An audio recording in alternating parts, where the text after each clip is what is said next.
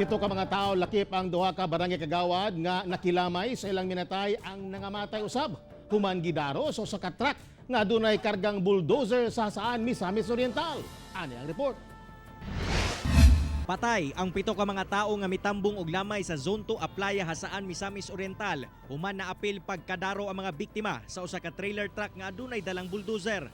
Ang mga biktima gila nga sila Barangay Kagawad Limuel Idorot, 33 anyos, Barangay Kagawad Wilfredo Capilador Jr., 32 anyos, Sirek Hadumas, 53 anyos, Hilardo Montisilio, 65 anyos, Jomy Montisilio, 45 anyos, Justin Pipito, 15 anyos ug Alberto Laoron, 61 anyos. Laing 5 usab ka tawo ang naangol sa insidente nga ginatambalan karon sa ospital. Dili na usab maitsura ang kapin 20 ka mga sakyanan nga giharos sa maong truck.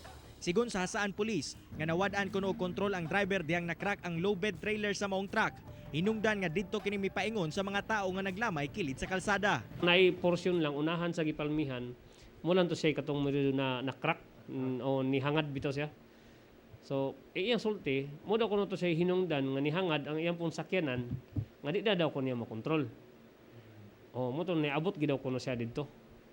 Timing lang pod nga naay mga tao dinha sa daplin sa kalsada. Aw di anang kalsada gyud. Nay kalit nga giboto nga kusog kayo nako unsa man to gigawas ko. Tapos pagtan-aw na ako kay mo na din hitabo ang sakyanan og kato mga motor og nay mga tao dire sa kilid nga nakuha nga damage naman. Emosyonal kining si Kent Brian Montisilio, anak sa usa sa mga namatay. Halos dili pa niini madawat sa ingon ana lang kadali napatay ang ilang padre di pamilya.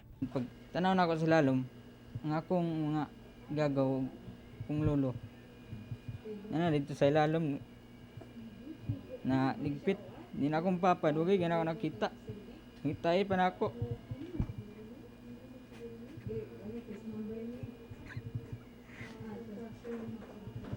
Minuto pila pa ka oras sa iyan ako nakita ang papa.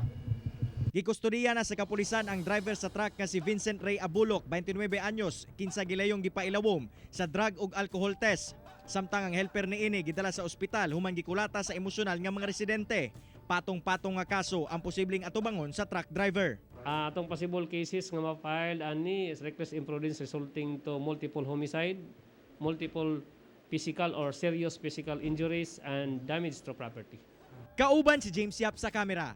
Ako si Cyril Chavez para sa One Mindanao.